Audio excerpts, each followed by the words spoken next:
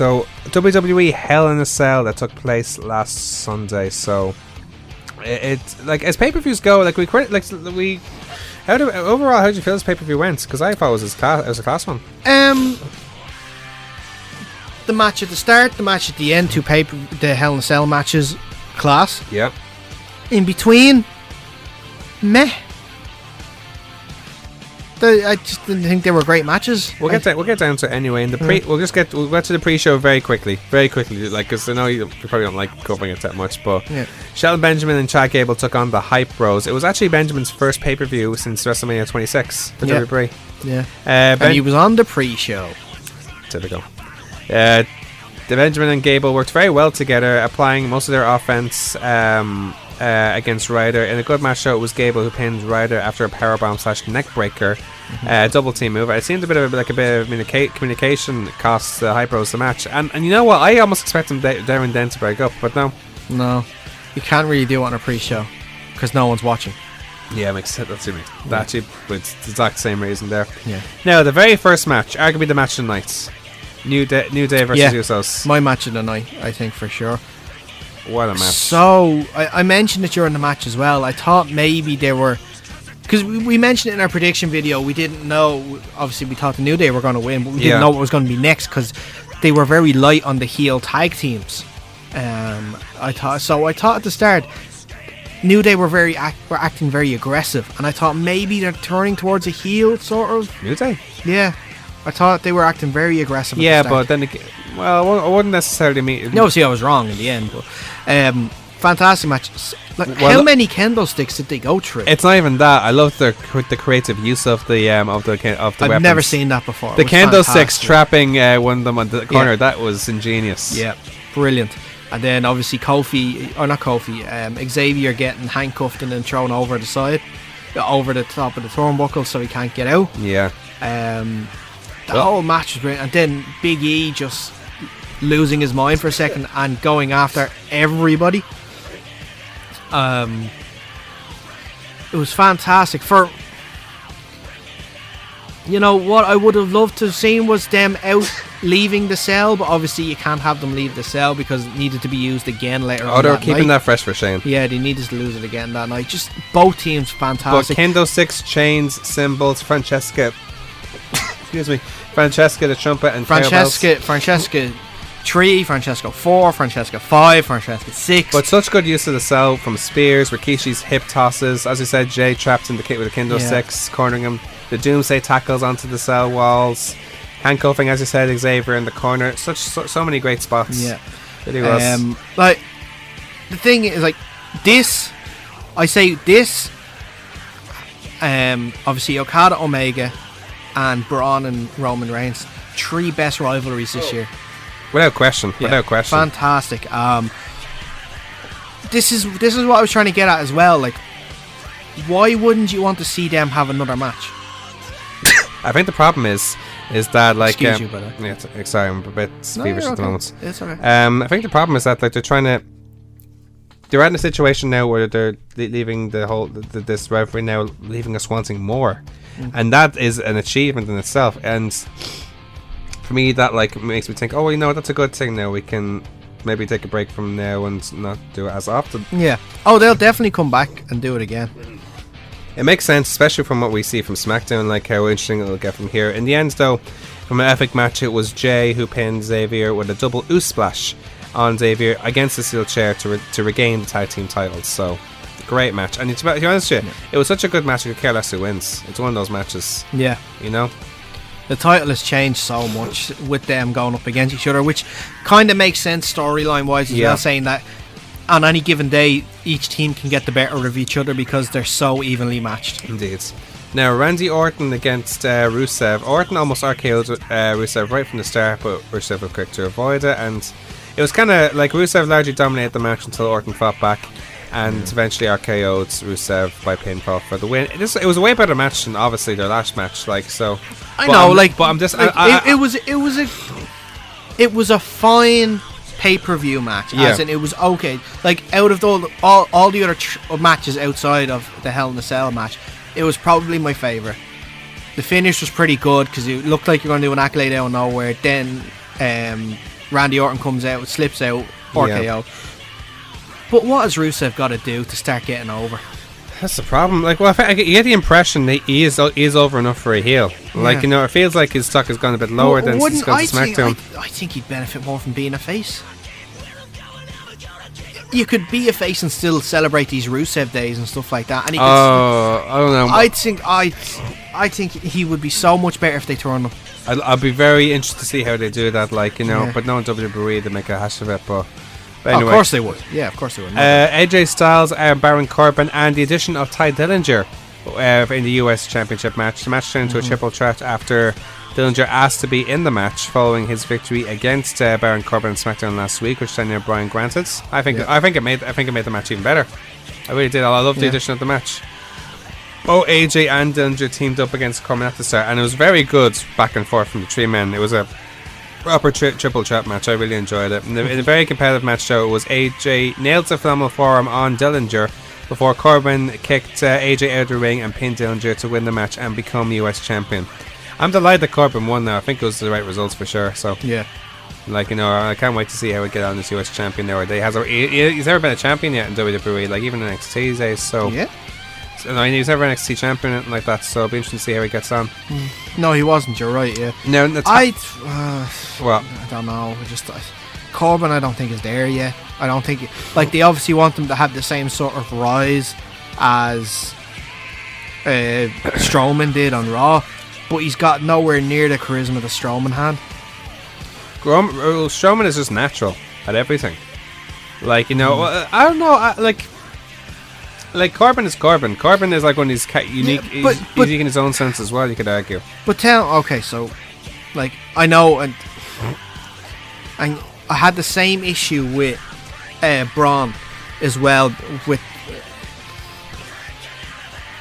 they don't have the most entertaining of matches, Corbin's matches, they're not great.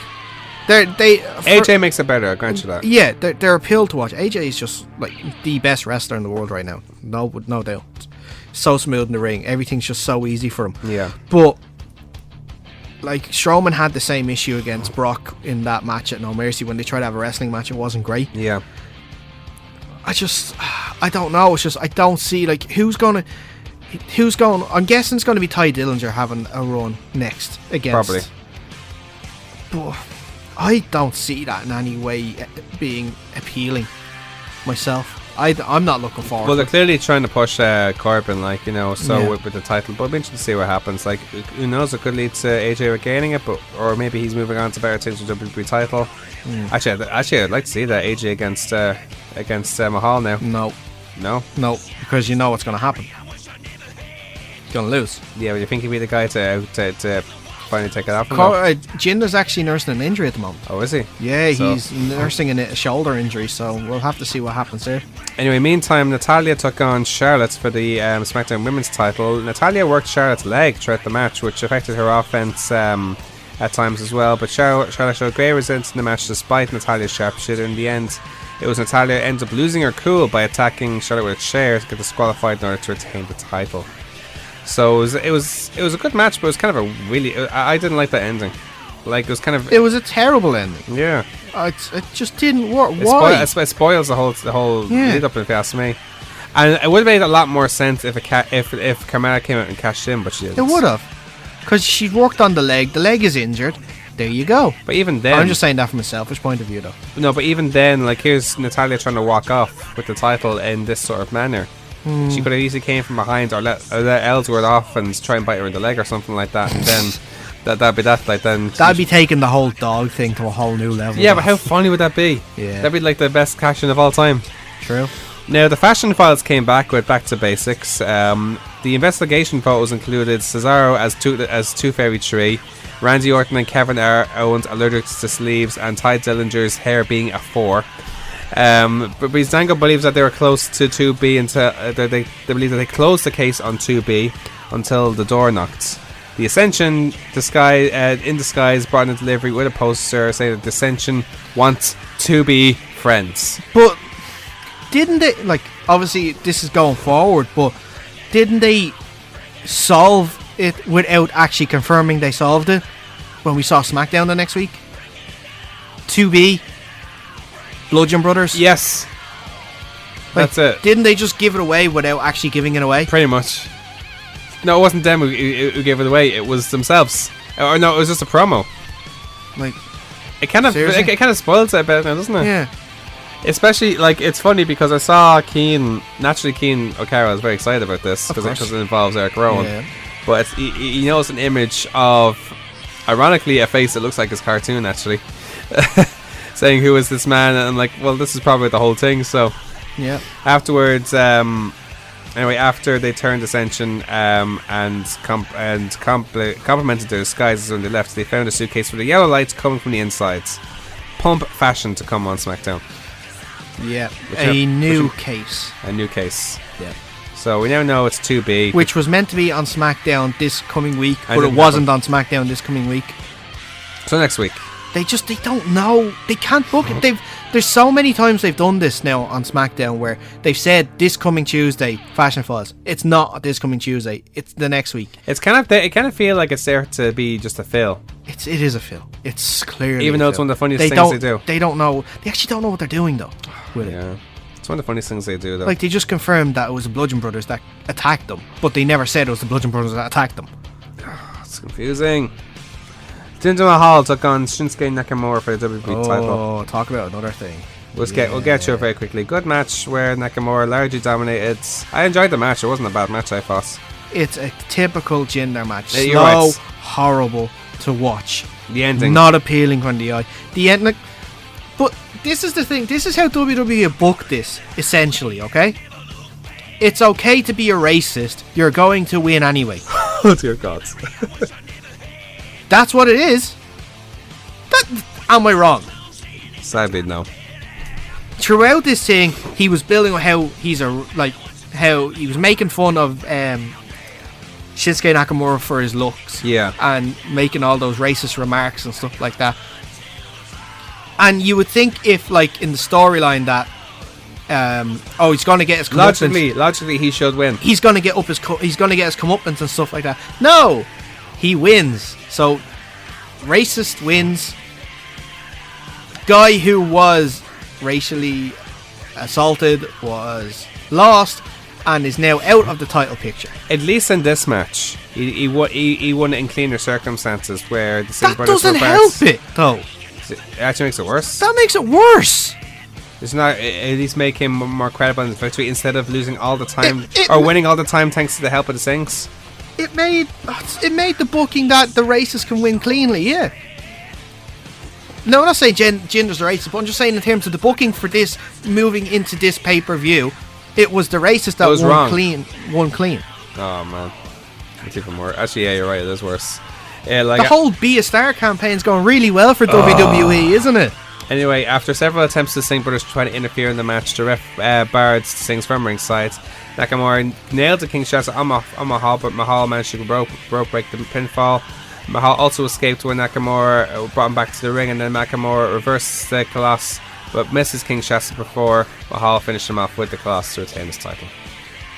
Moving on, Bobby Roode. Look, there's no more to be said about that. There really isn't. Bobby Roode against Dolph Ziggler. Interestingly, Ziggler came out with no entrance music or anything rather than his regular theme or any impressions. So, now the way he was going, like with his like impersonation and stuff like that, I get it. For me, it works in a sense. Yeah. It was a good match. Like Ziggler almost pinned Roode from a roll up with a handful of tights before. Roode reversed it with a handful of tights of himself. Ziggler didn't take the loss well by attacking Roode with a zigzag right after the match. Again, mehish for you. No word to be said. Sorry, I'm nodding here. I know it's great for radio right now to not say anything. But, yeah. We can take a hint. Let's just move on to the main event. Shane McMahon versus Kevin Owens. Hell in a Cell with Falls Count Anywhere rules. Shane started very aggressively before Owens came back. Great high flying from both men. Here's Owens with his Swanton Bomb and Frog Splash, and Shane the funniest part of this match was early on when Shane is getting his face rubbed across along the cage in front of his kids by Kevin Owens, and Kevin Owens is pointing at his kids saying, "This is what I'm going to do to you," and his kids are just laughing at it. They're not showing any concern. They're just having a great time. Oh, okay. Oh, my dad's getting beaten up. Let's. Do you like that? Do you like your daddy being hurt? Yes, I do, Kevin. Yes, Great, I do. great reversal from the pop-up powerbomb into a triangle choke from Shane. Yeah. Until Owens dragged him out of the ring and slammed him on the steel stairs. Some really good spots included Owens' missed cannonball through a table and Shane's classic coast to coast with Owens inside a trash can. Shane ended up opening the cell door by breaking the chain as the fight went into the outside of the cell. There was one point, did you see this? You'd have to watch it back to make sure. Yeah. But Kevin Owens obviously was laid out while he was opening, but he was getting up and he saw that Shane was having trouble breaking open the chain. Yeah. So he just pretended to fall back down and lie down there again until Shane had opened the door. I didn't notice that. I have to keep an eye on that. But anyway, Owens had Shane led into an announce table and was about to splash on them from the barricade before changing his mind and climbing the top of the cell. But Owens seemed very reluctant to splash Shane from the top before Shane made it and nearly made it to the top of the cell. That was brilliant. Owens fighting with himself, trying to get up the courage to do it. Yeah. Fantastic. Yeah, so I want to do it, but see, even Kevin Owens, as crazy as he is, Kevin Owens can just pull that off so perfectly. Yeah. And then Shane made his way up to the top of the cell with Owens while they brawled. That was actually, I love that brawl when you're up there as well. So there was one point, like, so scary though. It was when Kevin did the running senton. I just thought they were going through with them. Oh no, did the powerbomb up there as well? The powerbomb wasn't so bad, but it was the running senton for me. Oh dear. Yeah, Shane gave him the both the powerbomb and the senton. Buttman climbs down until Shane caused Owens to fall onto the announce table. Yeah. Shane was then about to pin Owens before he picked him up and headbutted him to lay on the other announce table, and Shane came back up the cage and Shane attempted his elbow on Owens but missed as Sami Zayn appears to move Owens out of the way, and then Zayn then pulled Owens on top of Shane to pin him for the win. Mm-hmm. Now, we both predicted that Sami Zayn could have an involvement in this match, but at the same time it's still such a shock. Yeah. It was good. It wasn't as good as the first Hell in a Cell. That's solely because it was more slow paced because obviously of Shane's age and stuff, and he's not a proper wrestler. Yeah. Still a very entertaining match. Oh, absolutely. Them on top of the cage is something that obviously we haven't seen in so long. So scary though. Shane's 0 for 2 for jumping off the cell now. Yeah, but the fuzz he had this one was like he's still right back up. Yeah, the camera angle when you see, I think it's the hardest one to watch is when you can just see Sami Zayn just pull and then just really fast something falling from the top and it's just Shane and man, sick innit? Man, that like Shane can do this stuff obviously because now he can take the time off he needs and he doesn't have to wrestle again the next night. But you wouldn't see any other wrestler do that. Wouldn't see any others. No, the thing is as well, that bounce, it almost like makes you think that there's a fucking trampoline under the announce table. Oh, there's definitely some sort of sponge or something. There's like something. That. There's no way he would have bounced off that like any other way. No. Even someone in the shape of Shane McMahon. Yeah. No, that can't be done. No, but it's still a good match. Like the thing is, the best thing you can do for pay-per-views is put on a great main event because that will send people home happy. Indeed. And they did that. Yeah, they did. The matches in between weren't great, and if they had finished with the Jinder Shinsuke Nakamura match, people would have left with a very sour taste in their mouth. So they did the right thing putting that as a main event, and yes. Aren't you glad it wasn't a Hell in a Cell match? Jinder Nakamura. Good point. Thank you. Good point. They know what they're doing in that sense. Yeah. So, like, I know they're clever to have the best matches for the Cell. Mm-hmm. So, give them credit where credit is due. Yeah, they would not have done that in the Cell with Jinder and Shinsuke. Yeah.